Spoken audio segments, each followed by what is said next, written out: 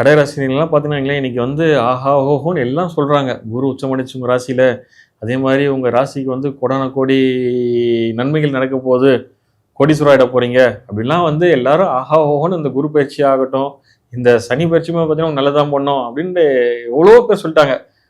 ஆனால் இதெல்லாம் நடந்ததா அப்படின்னு வந்து கடகராசி கேட்கும் போது தான் சொல்லுவாங்க, ஐயா போதுங்க, நான் ஆல்ரெடி புண்பட்ட மனசை வந்து திருப்பி வந்து புண்பட வைக்காதீங்க, புரியுதுங்க, கவலைப்படாதீங்க. உங்களுக்கு வந்து பார்த்தீங்கன்னா தீர்வுக்கான விஷயம் தான் இப்போ நான் சொல்ல போகிறேன். ஏன்னு பார்த்தீங்கன்னா நீங்கள் நிறையா வந்து வாழ்க்கையில் துன்பப்பட்டு துயரப்பட்டு படாத பாடுபட்டு அந்த மாதிரி தாங்க, சினிமா டைலாக் மாதிரி தான். ஸோ அப்படின்போது உங்கள் வாழ்க்கையில் ஒரு ஒளி எப்பயாவது நடக்காதா, நல்லது நடந்துடாதா வாழ்க்கையில்? நானும் இன்னொன்னும் பண்ணி பார்த்துறாங்க, எவ்வளோ கோயிலுக்கு போயிட்டேன், நிறையா பரிகாரம்லாம் பண்ணிட்டேன், குறிப்பாக சொல்ல போனீங்களேன் கடன் வாங்கி சில யாகங்கள்லாம் வளர்த்திட்டேன், ஆனாலும் வாழ்க்கையில் நல்லது நடக்க மாட்டுது. எப்போ பார்த்தாலும் குடும்பத்தில் ஏதாவது சண்டை சச்சரவு தான், பசங்க சொல்கிற பட்சம் கேட்கலாம் அதுவும் கிடையாது. சரி இதெல்லாம் முடிச்சு வீட்டுக்கு விட்டு வேலைக்கு போனால் அங்கே நிம்மதியாக இருக்க முடியுதா, அங்கே ஒரு பெரிய பாலிடிக்ஸு.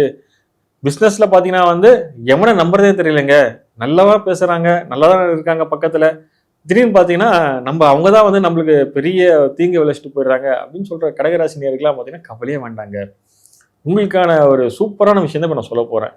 ஆமாங்க, எளிமையான விஷயம் தாங்க, இது பவர்ஃபுல்லான விஷயம். உங்கள் வீட்டு பக்கத்தில் இருக்க ஜீவசமாதிக்கு போங்க.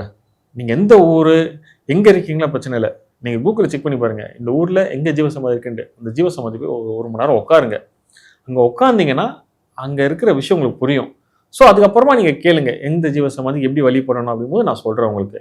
ஏன்னா ஜாதகம் பார்க்கும்போது பார்த்தீங்கன்னா வந்து சில ஜீவசமாதிகள் போனால் நிறைய விஷயம் நடக்கும் அப்படின்ற விஷயம் உணர்த்தும்.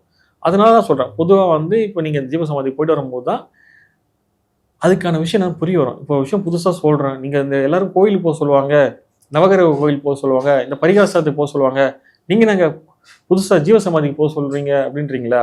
கரெக்டுங்க, புதுசாலாம் ஒன்றும் இல்லைங்க. இதெல்லாம் வந்து நம்ம முன்னோர்கள் பின்பற்றிட்டு இருந்த விஷயந்தான். காலப்போக்கில் அதை வந்து மாறிடுச்சு. திருப்பி அதை வந்து ஏதோ என் குருநாதர் என் மூலியமாக உங்களுக்கு உணர்த்துற ஒரு வாய்ப்பை கொடுத்தாரு, அவ்வளோதாங்க. நான் வந்து ஜஸ்ட் ஒரு நேவிகேஷன் தான், டூல் தான். ஏன்னா அந்த ஜீவசமாதிக்கு போகும்போது தான் நான் யார் அப்படின்ற விஷயம் உங்களுக்கு புரிய வருங்க.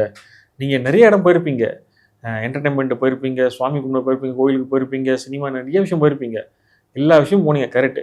என்றைக்கா ஒரு நாள் நம்ம யார், நான் ஏன் இங்கே வந்தேன், எதுக்கு நான் இவங்களுக்கு மகனாக பிறந்தேன், இவங்க ஏன் எனக்கு மனைவியாக வந்தாங்க, இவங்க ஏன் எனக்கு குழந்தையாக வந்திருக்காங்க, என்னைக்காவது ஒரு நாள் யோசிச்சு பார்த்தீங்களா? யாராவது யோசிச்சு பார்த்துருக்கீங்களா? கிடையாதுல்ல. அதுதாங்க உண்மை. ஏன்னா நம்ம ஆன்மா இருக்குல்ல, அந்த ஆன்மா வந்து யாருன்றதை உணர்த்தும். அந்த உணர்த்துற இடம் தான் பார்த்தீங்கன்னா சித்தர்களோட ஜீவசமாதி. நீங்கள் அந்த ஜீவசமாதிக்கு போய் அந்த இடத்துல ஒரு மணி நேரம் உட்காரும் போது தான் ஏதோ ஒரு விஷயம் புதுசாக கிடச்சிது அனுபவம் வரும் உங்களுக்கு. எல்லாரும் பார்த்தீங்கன்னா பாட்டு கேட்க பிடிக்கும், சாப்பிட பிடிக்கும், நிறைய விஷயம் பிடிக்கும். அமைதின்னு ஒரு விஷயம் இருக்குல்ல, அது எங்கே கிடைக்குன்னா சித்தர்கள் ஜீவசமாதியில் மட்டும்தான் கிடைக்கும். ஏன்னா சைலன்ஸ். நம்ம எங்கே போனால் ஒரு சத்தமாக இருக்கும், இறைச்சலாக இருக்கும், இன்றைக்கெலாம் ஹெட்ஃபோனை போட்டு பாட்டு தான் கேட்டுட்ருக்கோம். அந்த அமைதி என்னைக்காவது நம்ம உணர்ந்துருக்குமா?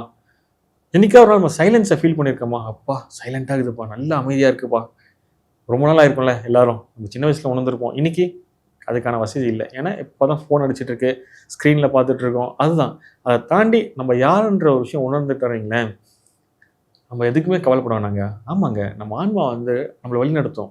சிலர்லாம் பார்த்தீங்கன்னா சார் ஜஸ்ட் மிஸ்ஸு சார், கொஞ்சம் முன்னாடி போய் தான் வண்டிக்கார வச்சுருப்பான் சார், ஏதோ ஒரு விஷயத்தில் நின்றேன் சார்.